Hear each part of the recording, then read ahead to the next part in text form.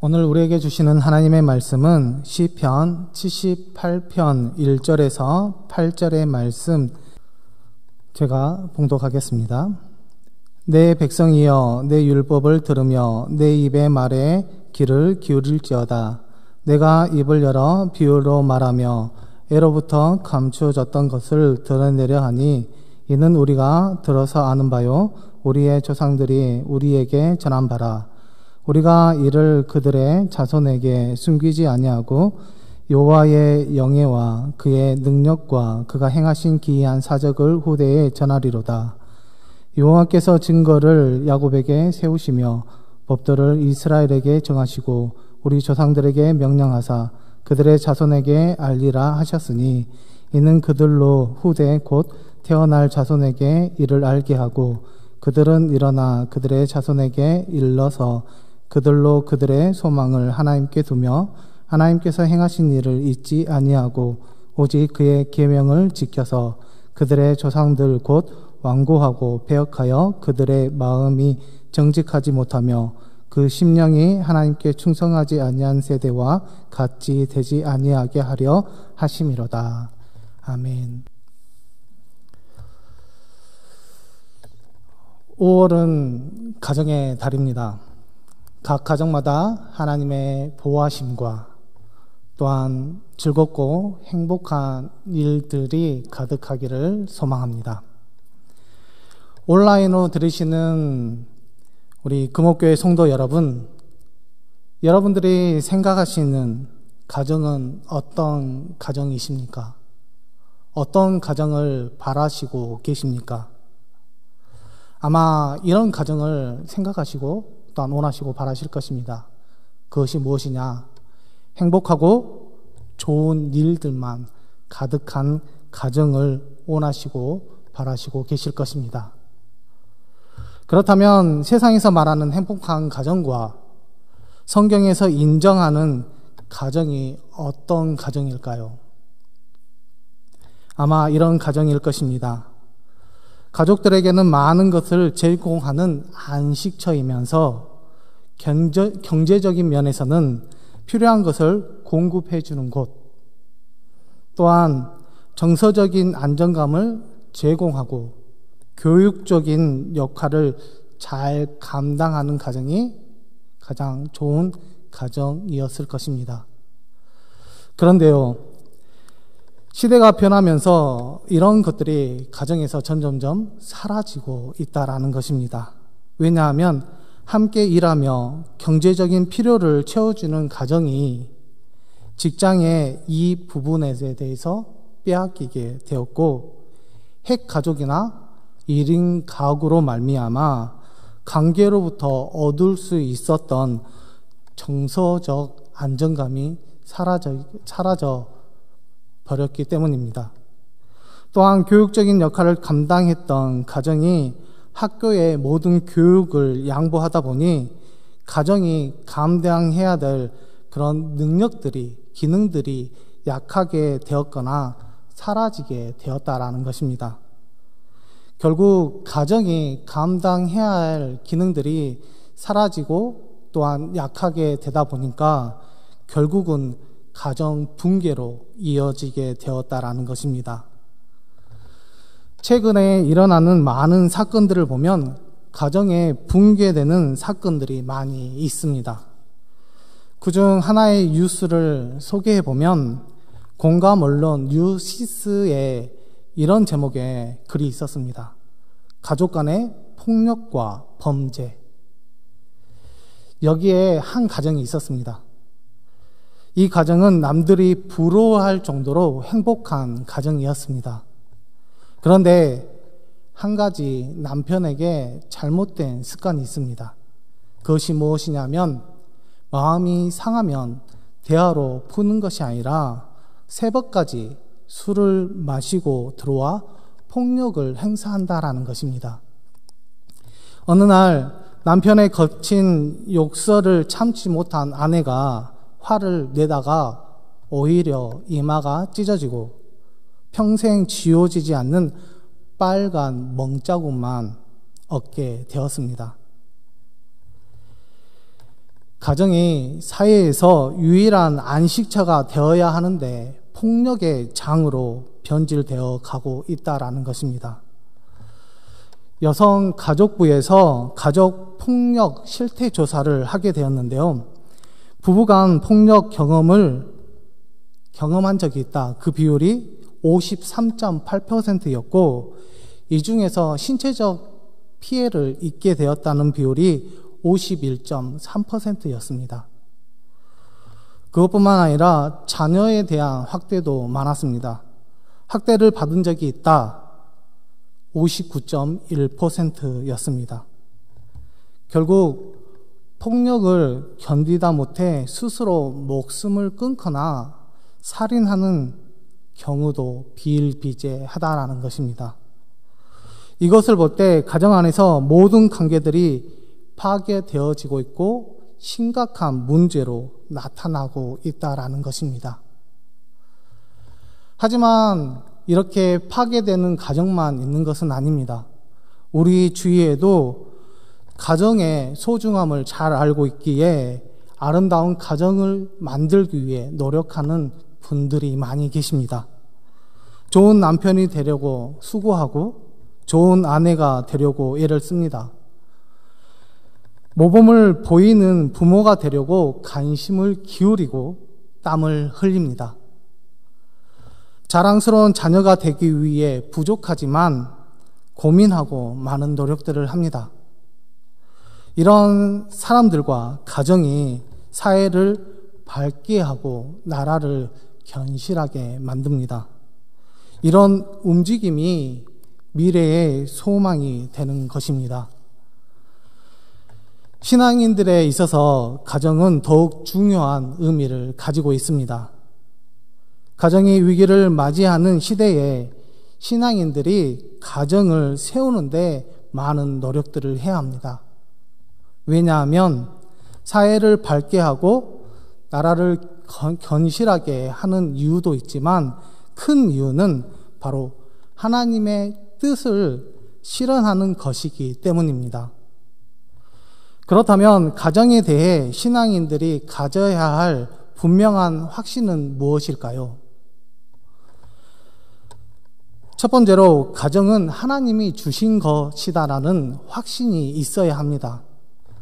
창세기 2장 24절의 말씀을 보면 남자가 부모를 떠나 그의 아내와 합하여 둘이 한 몸을 이룰지로다. 하나님께서 세상에 두 가지 중요한 기관을 만드셨습니다. 그 첫 번째는 바로 교회이고 두 번째는 가정입니다. 특히 가정은 하나님께서 천지 창조 이후에 아담과 하와를 만드시고 가정을 이루게 하셨다라는 것입니다. 즉, 가정은 분명히 하나님께서 만드셨고 저와 여러분에게도 좋은 가정을 이룰 수 있도록 만들어 주셨다라는 것입니다. 그렇기 때문에 하나님이 주신 가정이기에 우리가 소중히 여기고 관리해야 하는 것입니다. 두 번째는 가정은 하나님의 질서가 실현되는 곳이다라는 확신입니다. 하나님은 관계를 가장 중요시 하시는 분이십니다. 그런데 어떤 법이나 규칙에 의해서 가정의 질서를 지키기를 원하는 것이 아니라 바로 사랑에 의한 관계를 원하시고 또한 그것을 맺기를 바라신다라는 것입니다. 특히 가정에는 부부 관계가 있습니다. 부부 관계에 있어서 사랑과 복종으로 맺어진 관계입니다.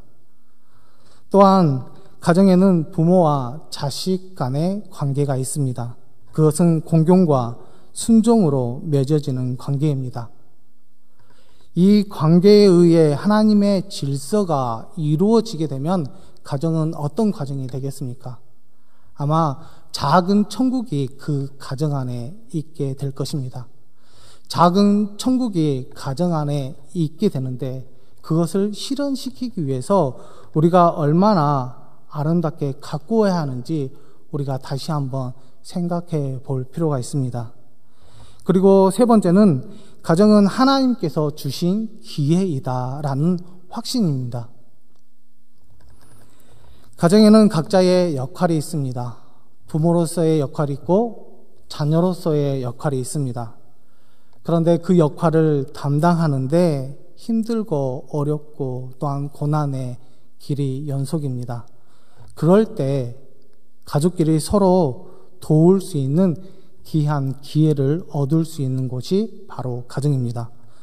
그뿐이겠습니까? 우리가 관계를 잘 유지하게 되면 하나님께서 약속하신 축복이 받을 수 있는 기회를 얻을 수 있는 곳도 가정이고, 또한 하나님께 영광을 돌릴 수 있는 기회를 얻을 수 있는 것뿐만 아니라 사랑을 전할 수 있는 공간이 바로 가정이다라는 것입니다. 결국 하나님께서 가정을 통해 복을 주시려고 하는 기회가 가정에 있기에 우리가 최선을 다해 가정을 잘 만들어가는 것이 우리의 소명이고, 또한 하나님께서 우리에게 명령하신 것임을 늘 기억할 수 있는 우리 구목교회 성도 여러분들이 되기를 소망합니다. 하나님이 주신 가정, 하나님의 질서를 실현하는 가정, 복을 받을 기회를 준 가정을 우리가 잘 지키어 하나님께 영광을 돌리고, 또한 그 가정을 통해서 또한 우리의 가정이 하나님 나라를 빛낼 수 있는 귀한 가정들이 되기를 소망합니다. 이번 주일은 어린이 주일이었습니다. 즉 자녀 주일이라고도 할 수 있습니다. 우리가 자녀에 대해서 교회 학교 아이들을 위해서 한번 생각해 볼 시간을 가지려고 합니다. 자녀는 하나님의 선물입니다. 자녀는 부모의 자랑입니다. 자녀는 가정의 미래입니다. 하나님을 위해서, 가정을 위해서, 자신을 위해서 자식들을 잘 키워야 합니다. 하지만 자식들을 키우는 데 있어서 손수는 없습니다. 세대가 빨리 변하니까 한계에 부딪힐 때도 있고, 수없이 많은 이론들과 경험들이 쏟아지다 보니까 황당한 일도 겪게 되고 부담스러운 일들도 많이 생기게 됩니다. 하지만 그래도 노력해야 되는 것은 부모들입니다. 성경에서 자녀에 대해 많은 말씀들이 있습니다. 오늘 말씀을 통해서 한 가지 주제를 살펴보려고 합니다. 특히 시편 78편은 신앙의 가정 안에서 자녀들에 대한 꿈을 말씀해 주고 있습니다. 지금 시편 저자는 자신의 말을 귀를 기울일 것을 당부하고 있습니다. 그것은 예로부터 감추어졌던 비밀스러운 말씀이기 때문에 내가 말하는 것에 대해 귀를 기울이라고 말씀하고 있는 것입니다. 그렇다면 시편 저자가 간직하고 있는 교훈과 비밀스러운 말은 어떤 것일까요?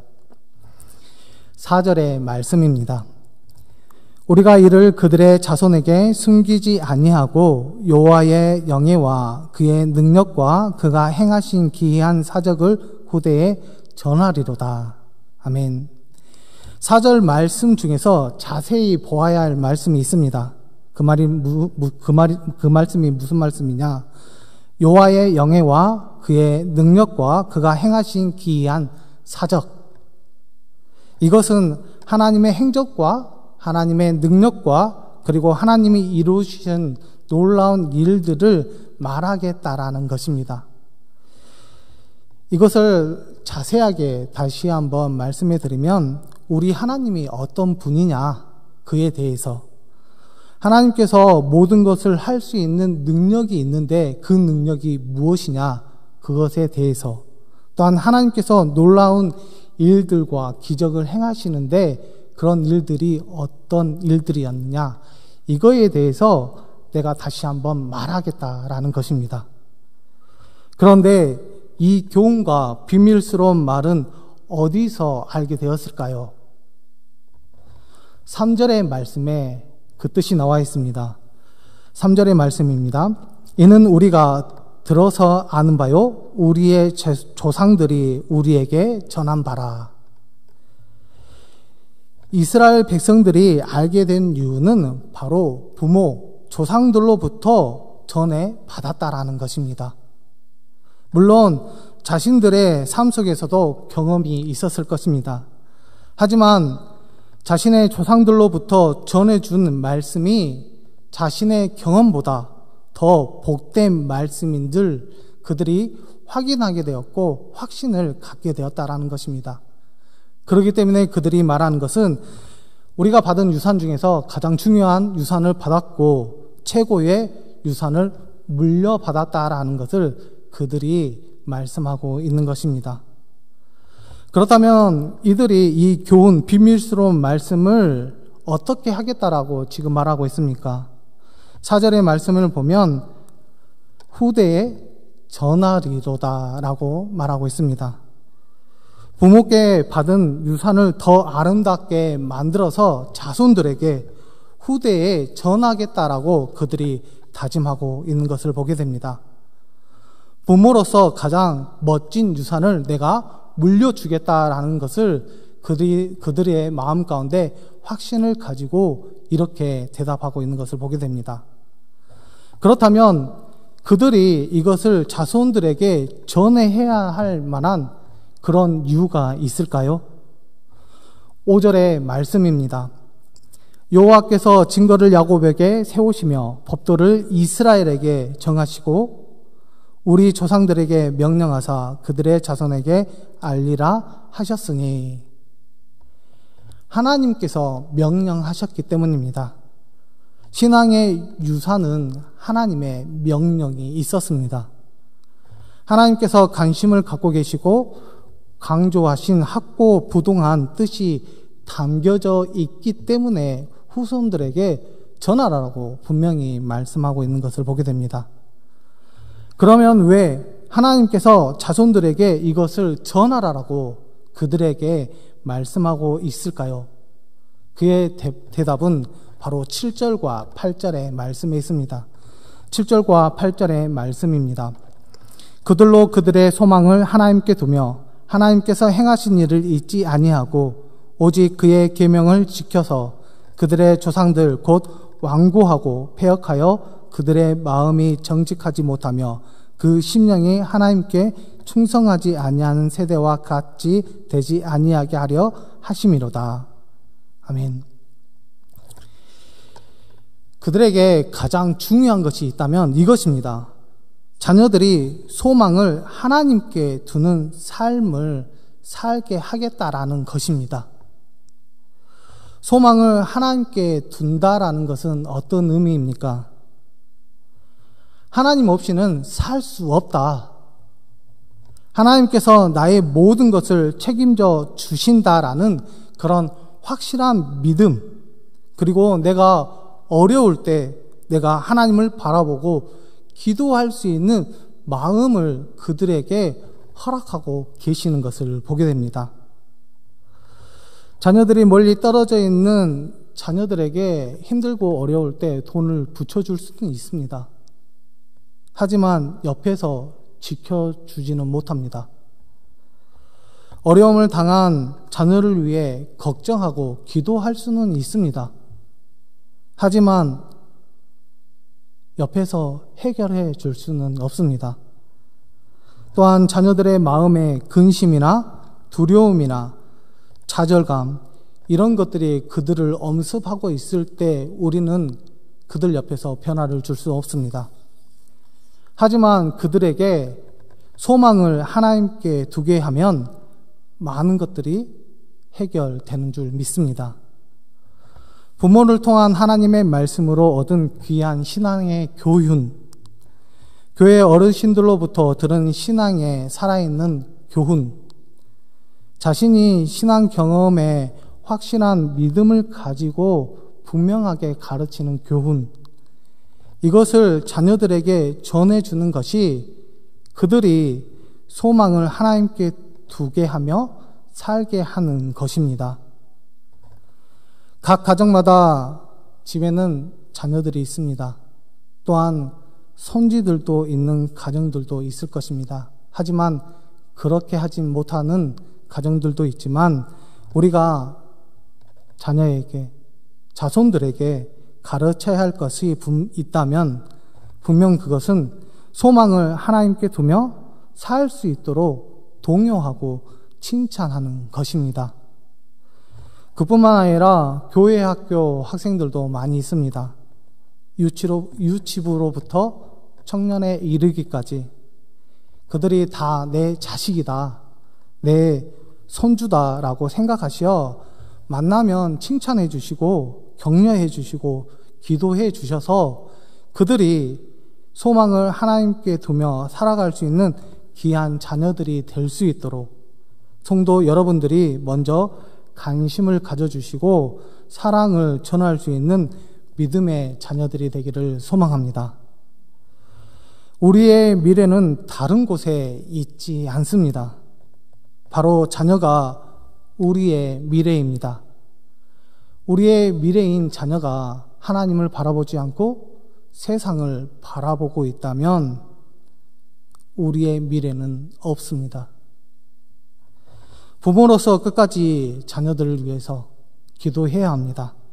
나보다 훨씬 더 큰 믿음을 소유하며 주님이 주신 사명을 갖게 해달라고, 하나님의 말씀에 순종하며 소망을 하나님께 두며 살아갈 수 있는 자녀가 되게 해달라고 우리가 간절한 마음으로 그들을 위해 기도해야 합니다. 이것이 모든 부모들의 바람이고 또한 기도 제목이 되어야 합니다. 신앙의 유산은 돈과 물질이 아닙니다. 오직 주의 말씀을 마음판에 새기고 소망을 하나님께 두며 살아가는 것이 큰 유산이 되는 것입니다. 이스라엘 백성들이 적과 꿀이 흐른 땅에 들어가게 되었을 때 여호수아 이후에 하나님을 알지 못하는 많은 백성들이 나타났다라고 이야기합니다. 그것은 그들이 해야 할 모세로부터 들었던 그 말씀을 실행하지 않고 또한 그것을 가르쳐 옳은 길로 가게 하지 못했기 때문에 결국은 하나님으로부터 많은 징벌과 또한 어려움을 당하게 된 것을 보게 됩니다. 우리에게 지금 가르쳐주고 있는 것은 바로 우리의 자녀들에게 바로 하나님께 소망을 두고 살아갈 수 있는 자녀로 만들라라고 우리에게 분명하게 명령하고 있는 것을 보게 됩니다. 그렇기 때문에 우리가 그들에게 어떠한 것을 물려주는 것보다 가장 큰 신앙, 그 신앙의 유산을 물려줄 수 있는 우리 금옥교회 성도 여러분들이 되기를 소망합니다. 가정에 하나님의 자녀들이 있습니다. 그들이 하나님의 소망을 가지고 또한 그들이 하나님의 자녀로서 큰 역할을 담당할 수 있도록 하는 것은 바로 우리가 해야 할 바이고 또한 우리가 하나님 앞에 더 나아가야 될 자녀가 되는 줄 믿습니다. 그렇기 때문에 우리의 자녀들이 곁길로 가지 않고 하나님을 바라보고 소망을 하나님께 두며 살아갈 수 있는 귀한 자녀들이 될 수 있도록 우리가 늘 관심을 갖고 그들 위해 기도할 수 있는 우리 금옥교회 성도 여러분들이 되기를 소망합니다. 기도하겠습니다. 하나님 아버지 감사를 드립니다. 우리의 마음 가운데 주님께서 늘 담대함을 허락하여 주시고 또한 하나님의 말씀을 깨달아 알아갈 수 있는 귀한 저희들이 되게 하여 주심을 감사드립니다. 5월은 가정의 달입니다.